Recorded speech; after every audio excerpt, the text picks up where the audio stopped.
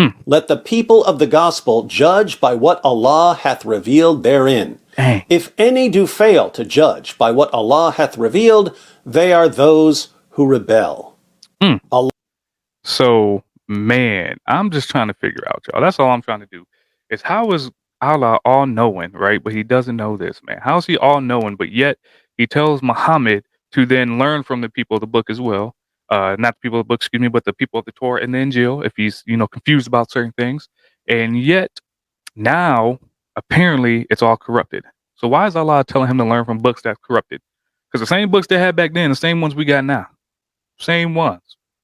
Why did Allah not know that, man? What's going on? How's he gonna be a trickster, but not know a trick's being played on him? Come on now, let's be real. Islam is often presented as a very simple religion. It's just submission to Allah, the God of Islam. But if you dig a little deeper, you find out in the Quran, Surah 4. Hey, yo, the type of submission that I believe that Islam is like, yo, all my wrestling fans back in the day, y'all remember the walls of Jericho? Y'all remember Chris Jericho getting them legs up there and just wrenching that back out? Or Kurt Angle with the angle lock, he's like tearing them up. The master lock, y'all remember that? Camel clutch for you older folk, Iron Sheik, watching it back in the day. All these submissions, that's what it's like. You get put under the thumb and just pressed. That's what it seems like to me. I could be wrong though. I don't think so, but I could be wrong. But that's just what I think about y'all. Don't mind me. I'm just being childish. Or verse 65, that submission to Allah requires complete obedience to all of Muhammad's teachings. You heard that correctly. In Islam, you can only submit to God by fully submitting to a man. And that's... So you submit to Allah. Let me know in the comments, Muslims. What's going on, man? Is David Wood lying again? Is he not telling the truth? Is it not just Allah? You got to also submit to what it is that Muhammad did because he's the best moral standard for you guys. That's a whole nother issue right there. I ain't gonna hold you right there. That just blows my mind. But I get it. I understand that his morality doesn't mean that Islam's false. There's a lot of other things that mean that. That's what's really going on. Y'all serve not only Allah, but y'all serve Muhammad as well. Y'all got to follow what this man did. Not only what he said in the Quran, but what he did in the Hadiths too. Unless you're Quran only. That's where Islam gets a lot more complicated because Muhammad's teachings are spread across thousands of stories in these massive multi-volume collections of hadiths. Most Christians and most Muslims don't have the time or the desire to go through these books and figure out what Islam teaches.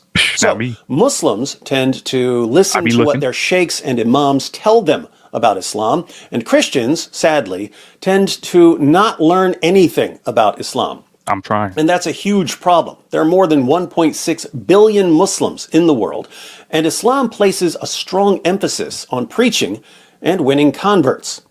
When your Muslim friends tell you about how amazing the Quran is, or when your children go off to college and hear about how wonderful Muhammad was, not only from their Muslim friends, but also from their professors, it would be extremely helpful to know some relevant information about Islam. In fact, since Christians and Muslims are interacting more than ever before, thanks in large part to the internet, shout out the it's internet. safe to say that Christians in general, all of us, need to learn something about Islam. Rather than throw a ton of information at you all at once, I'm going to give you 3 simple verses from the Quran. Now, I would love to see Christians around the world learn 10 or 15 of the most important Quran verses. I got about 6 but if I were to narrow down the list to just 3 absolutely essential verses, 3 verses that will help you over and over and over again in your discussions with Muslims, these would be the 3. Come on, Mr. Dr. David Wood. First, Surah 4, verse 157. Surahs are basically chapters, so chapter 4, verse 157 of the Quran. This verse gives the Islamic view of Jesus' crucifixion. Let's read it in the Yusuf Ali translation, which is the most popular English translation. That they said in boast, they here are a group of Jews. See, hold on, man. He's messing up. He's messing up. You know why he's messing up, y'all? And I get it, Muslims. I get it. He ain't reading in Arabic. He ain't gonna get the right translation. He ain't gonna get the right meaning. It don't mean the same thing that it means in English or Japanese or Chinese or Spanish. It doesn't mean the same thing. He's messing up. I get it. I get why y'all don't like David Wood, man. He's knowingly reading the English. It's not Allah's fault he can't read Arabic, that he didn't take the time to learn Arabic so he can actually get the full understanding and the full grasp of what's going on. I get it, y'all. I'm here and I'm following y'all. I get it now. Wow, yeah, man. Bad Mr. David Wood. Bad Mr. Dr. David Wood. Crucifixion. Let's read it in the Yusuf Ali translation, which is the most popular English translation. That they said in boast. They here are a group of Jews. They said in boast, we killed Christ Jesus, the son of Mary, the messenger of Allah. But they killed him not, nor crucified him. Only a likeness of that was shown to them. And those who differ therein are full of doubts, with no certain knowledge, but only conjecture to follow. For of a surety they killed him not. Notice that Jesus wasn't killed, according to the Quran. He wasn't even crucified. Islam denies that Jesus' crucifixion ever took place. At least that's the dominant. So they believe that the historical evidence isn't there. But yet, there's a brother, a smart brother, intelligent brother. Shout out to him. Dr. Gary Habermas. I got a few of his videos up here. He talks about the minimal facts argument. And minimal facts arguments are the evidences. Again, now, know what I said? I said evidence. I didn't say claims. I said the evidence of the claim that there was the death, burial, and resurrection of Jesus Christ. The claim is that there's death, burial, resurrection. The minimal facts are then the evidences of the claim. So, with that being said, to me, I like to stay on the right side of history. So, seems like these Muslim folk, Allah, Muhammad, are just making things up. Because they didn't understand, they didn't have the information that we had back then. They didn't have it. So what they thought was, well, let's just tell them that it didn't happen, even though all the evidence points towards it happening. So if you don't know about the minimal facts argument, whether you're Muslim, whether you're not, go check it out.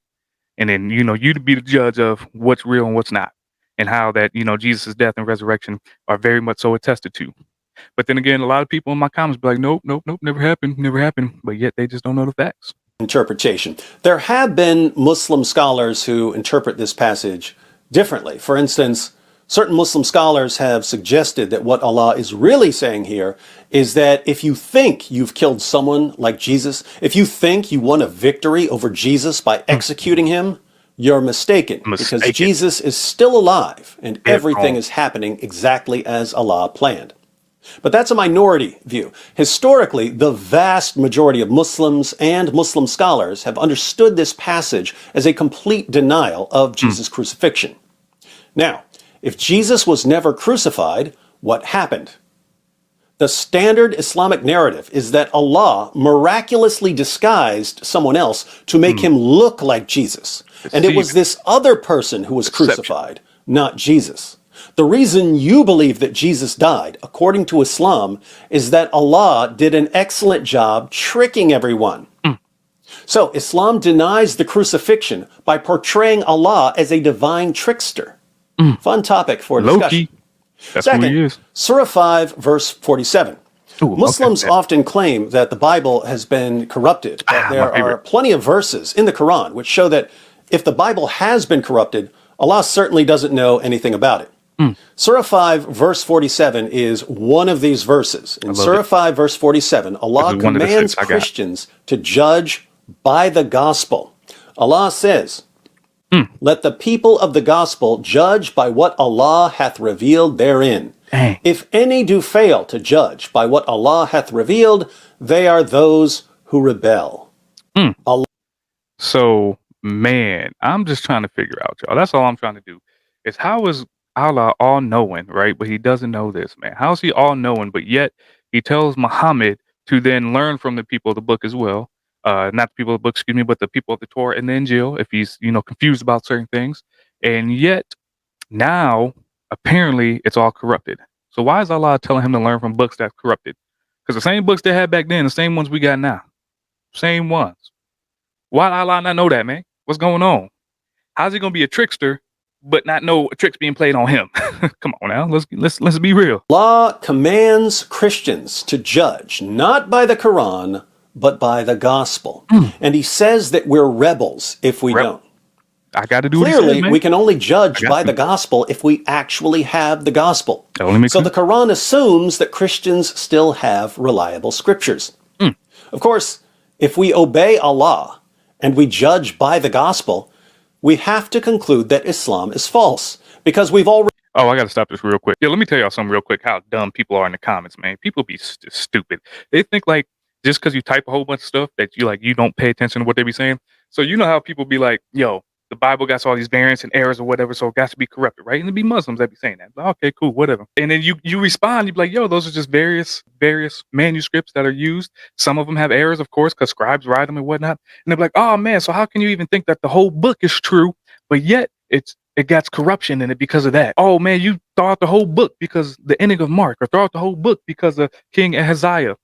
But yet, they'll look you dead in the face and they'll say some of the Bible got truth in it. When they quote the Bible, they will quote the passages that they think agree with them and be like, "Yo, that's the truth. The Bible has some truth in it, but not all of it." So the verses that agree with, so they think of what they believe in, those are the ones that ain't corrupted, but yet they'll still tell you that, oh, when you look at a variant and it's corrupted, well, you might as well not believe the whole thing. I've literally had discussions with people in my comments about this. Don't make no sense. They'll say the book is corrupted, but yet when the book doesn't agree with them, corrupted, when it does, well, when they think they do, because none of it agrees with them, they'll be like, well, not corrupted at that part, but Allah knows best, right? Already seen that Islam contradicts the gospel. I tell you. The gospel says that Jesus died on the cross. The says Quran, Surah 4, verse 157, says that Jesus didn't die on the cross. It's crazy. Which one should we listen to?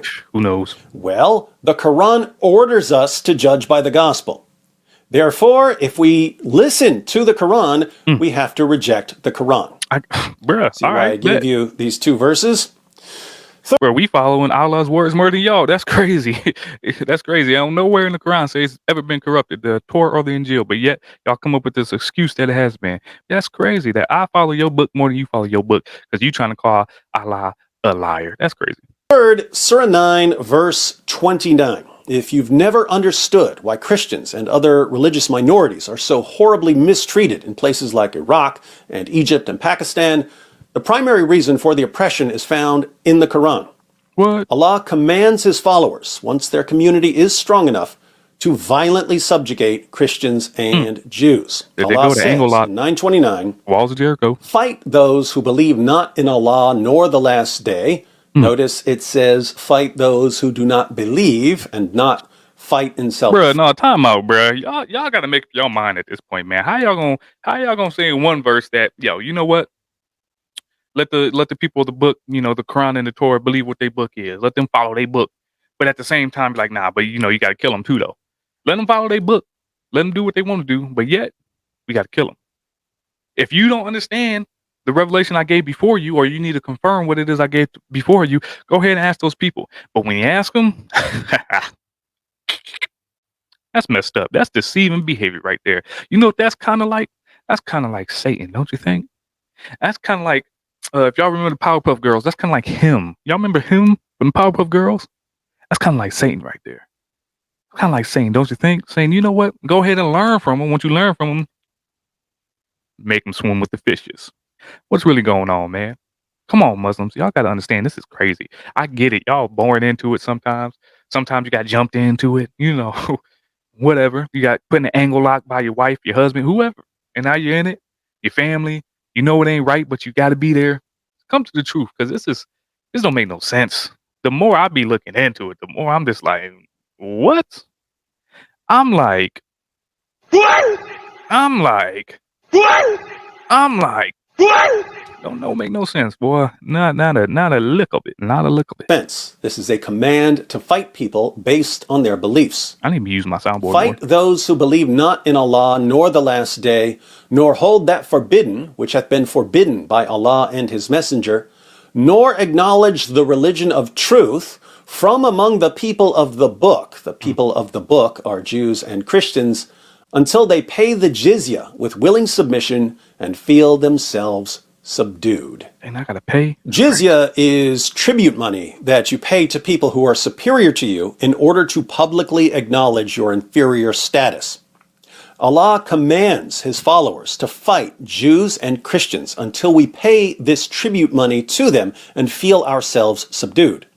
Surah 9 verse 29 requires Christians to accept our status as second-class citizens who don't have the same rights as our Muslim superiors.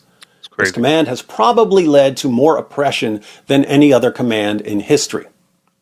Interestingly, the very next verse of the Quran gives the reason for violently subjugating Christians. What? We have to be violently oppressed because we say that Jesus is the Son of God. But why do Christians call Jesus the Son of God? Because that's what the gospel says about him. No, so it can't be. Should we reject the gospel? Be. John 17:3. It can't be. Deuteronomy 6:4. No way. He ain't say that. He ain't say it. What does the Quran command us to judge by again? The gospel. See how I picked 3 passages that deal with topics that are all extremely important to Christians, and yet the 3 passages can be connected in ways that highlight problems for the divine origin of the Quran? Smart. Learn these 3 verses, and I guarantee that opportunities to use them will suddenly arise.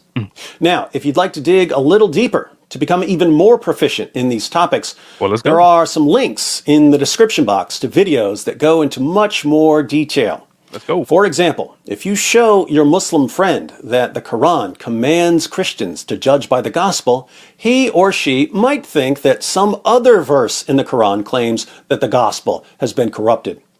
But I've got a video that goes through every single Quran verse that mentions the gospel. And Allah always, always, always affirms the inspiration, preservation, and authority of the gospel that we have. Man, so that was your boy, Dr. David Woods, shedding some light on some 3 verses that if you're a Christian, you probably should know, and then build off that. I will say that the one that I understood and I knew, 547, also some of the ones I remember is 566 and 68, 33 and 6115. So there's some that, I got up and also did a video about 9 verses that show that people, Muslims don't really read their book because again, those 9 verses confirm our book, much like Dr. David Wood was saying. And it doesn't say it's corrupted at all. So, that's there. That being said, I'm just trying to spread these videos, man. Spread these videos of people that know. It ain't me saying it. I'll just be making some jokes. I'll be just thinking about things. I'll be saying them and what's on my mind while I'm listening while you guys are listening. Maybe some of the same things I'm thinking about, y'all thinking about. Maybe you can shed some light on me in the comments. That's all right too. Let me know. Something I may have missed. Something I should check out next time. This is your boy, the Scripture Plug Albert. I'm out.